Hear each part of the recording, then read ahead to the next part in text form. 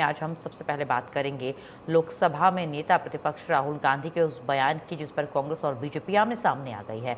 लोकसभा में नेता प्रतिपक्ष राहुल गांधी के बयान को लेकर के संसद से लेकर सियासी गलियारों तक जुबानी जंग तेज हो चुकी है। जहां राजस्थान विधानसभा में नेता प्रतिपक्ष टीकाराम जूली ने राहुल गांधी का बचाव करते हुए केंद्र सरकार पर तीखा हमला बोला है, जबकि केंद्रीय मंत्री गजेंद्र सिंह शेखावत ने राहुल गांधी के बयान को गैर जिम्मेदाराना बताते हुए कड़ा पलटवार किया है। टीकाराम जूली ने कहा है कि संसद लोकतंत्र का सर्वोच्च मंच है, लेकिन विपक्ष के नेता राहुल गांधी को अपनी बात रखने का अवसर नहीं दिया जा रहा है। उन्होंने बिहार में युवाओं के साथ हुई तथा कथित कार्रवाई का जिक्र करते हुए कहा है कि इस पूरे मामले में जवाबदेही तय होनी चाहिए। उनका कहना था कि यदि कार्रवाई गृह मंत्री की जानकारी में हुई है तो इसकी जिम्मेदारी तय होनी चाहिए, और यदि बिना जानकारी के हुई है तो ये प्रशासनिक विफलता का मामला है। जूली ने आरोप लगाया कि केंद्र सरकार विपक्ष की आवाज़ को दबाने का प्रयास कर रही है।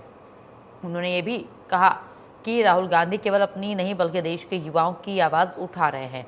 साथ ही पेपर लीक कानून का उल्लेख करते हुए उन्होंने दावा किया है कि राजस्थान की पूर्व कांग्रेस सरकार पहले ही इससे अधिक सख्त कानून लागू कर चुकी थी।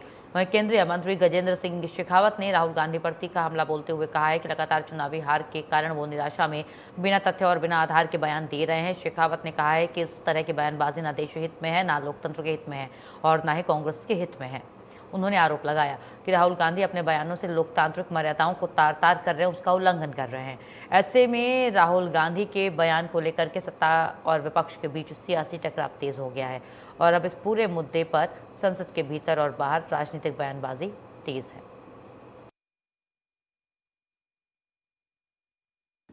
देखिए, ये लोकतंत्र है, लोकसभा चल रही है, देश की सबसे बड़ी पंचायत, देश का इतना बड़ा आंदोलन चला है।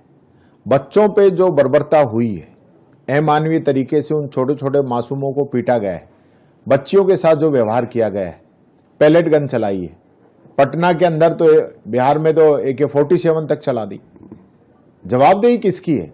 राहुल जी ने यही तो कहा है कि अगर अमित शाह जी से पूछा है, पूछ के गोली चलाई जब, तो ठीक है, उनकी जिम्मेदारी है, वो इस्तीफा दें, और उनसे बिना पूछा चलाई है तो फिर वो नाकाबिल है कि नीचे उनसे पूछा ही नहीं जा रहा है। इतनी सी बात है, उस पर हल्ला मचा दिया, राहुल जी को नहीं बोलने दिया जा रहा। भाई, जिम्मेदारी किसी की तो फिक्स होगी। गोली चलाई किसने?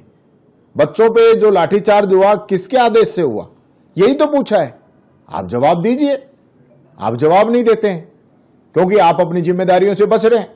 लोकसभा चल रही है, इतना बड़ा इश्यू है, न तो प्रधानमंत्री लोकसभा के अंदर जा रहे हैं, न गृह मंत्री जी जा रहे हैं, और प्रधानमंत्री जी तो रात को 12-12 बजे जो है रील बना बना के डाल रहे हैं। आप जाइए ना संसद के अंदर, वहां जाइए, वहां जनता ने भेजा है आपको, संसद में अपनी बात कहने के लिए भेजा है। संसद नहीं चल रही हो तो एक अलग बात है, लेकिन संसद चल रही है, वहां आप जाइए। विपक्ष के नेता को आप बोलने नहीं देना चाहते हो, राहुल गांधी जी की आवाज को दबा रहे हो। राहुल गांधी जी की आवाज नहीं है, वो देश के जैन जी की आवाज है, युवाओं की आवाज है। उन पे जो अत्याचार हुआ है वो आवाज राहुल गांधी जी उठा रहे हैं, और आप चाहते हो कि सिर्फ बीजेपी के लोग बोले और विपक्ष के लोग बोले नहीं। पेपर लीक का जो कानून आप लेके आए हो, वो उससे मजबूत कानून तो कांग्रेस की सरकार ने राजस्थान के अंदर बना दिया, और यहां पे रोक भी लगी। और आज आप बात करो, 24 में कह रहे थे फुल प्रूफ बनाएंगे, 25 में कह रहे थे फुल प्रूफ बनाएंगे, अब 26 में आपने बनाया और आपने कहा हम फास्ट ट्रैक कोर्ट शुरू करेंगे। और जिस दिन आपकी फास्ट ट्रैक कोर्ट की पहली तारीख थी, आपके CBI के जो वकील ही नहीं आए, तो क्या करोगे आप फास्ट ट्रैक का? ये स्थिति है आपकी, ये हकीकत है। देश के बच्चों से भागिए मत। अमित शाह जी, आप अपनी जिम्मेदारी लीजिए, और जिम्मेदारी से आप बच नहीं सकते। आपको बच्चों के सवालों का जवाब देना पड़ेगा, लोकसभा के अंदर देना पड़ेगा, ये मैं कहना चाहूंगा। राहुल गांधी जी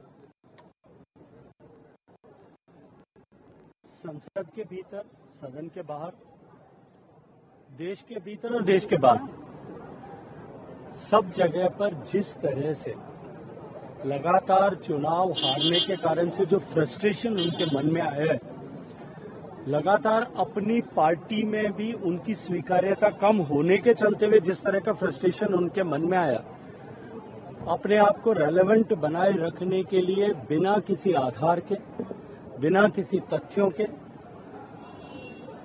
इररेलेवेंट बातों को जिस तरह से करने की विधा उन्होंने नहीं अपनाई है, न वो देश के हित में है, न वो लोकतंत्र के हित में है, और मैं तो यहाँ तक कहूंगा कि वो उनकी पार्टी के हित में, उनके दल के भी हित में नहीं है। हालांकि ये निर्णय उनकी पार्टी और उनके दल को करना है, लेकिन मैं इतना अवश्य कहूंगा